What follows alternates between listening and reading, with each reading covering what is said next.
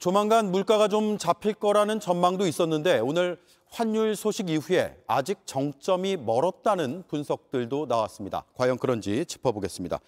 자, 김도훈 기자, 먼저 물가가 올라서 미국에서는 기준금리를 올릴 수밖에 없을 것 같습니다. 그것도 큰 폭으로요. 당장 이번 달에 한 번에 1%포인트 올리는 울트라 스텝 단행할 수 있다는 전망까지 나옵니다. 현지 시간으로 오는 21일, 다음 주 수요일 열리는 미국 연방준비제도의 연방공개시장위원회에서 결정을 하는데요. 미 연준은 지난 6월과 7월 잇따라 0.75%포인트를 올리는 자이언트 스텝을 두 차례 단행을 했습니다. 다음 주에 0.75%포인트를 올리는 자이언트 스텝이나 1%포인트를 올리는 울트라 스텝을 밟으면 미국 기준금리는 상단 기준으로 3.5%까지 오를 수 있습니다. 이 점도표라 부르는 미국 연준의 기준금리 전망치가 있습니다. 지난 6월에 전망을 한 올 연말 기준금리가 3.4% 정도였는데 석 달 앞선 이번 달에 그걸 넘을 수 있다는 겁니다. 네.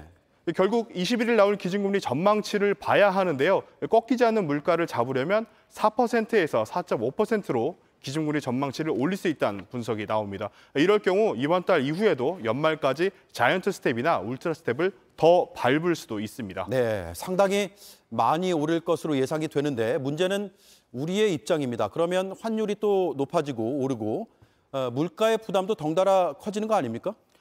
그렇습니다. 오늘 달러 값은 장중 한때 1,395.5원까지 올라서 1,400원 돌파, 시간 문제로 보입니다. 다음 달 12일 금융통화위원회를 앞둔 한국은행의 고민이 커지고 있습니다. 미국이 기준금리를 크게 올려서 한미 간 금리가 역전되면 외국인 자금이 빠져나가서 달러 값이 더 뛸 수밖에 없기 때문입니다. 이를 막기 위해 한은이 기준금리를 0.5%포인트 인상하는 빅스텝을 밟을 가능성도 점쳐집니다. 네, 자 그렇다면 9월에서 10월쯤에 물가가 정점을 찍고 내려올 수도 있다라는 정부의 예측은 빗나간 겁니까?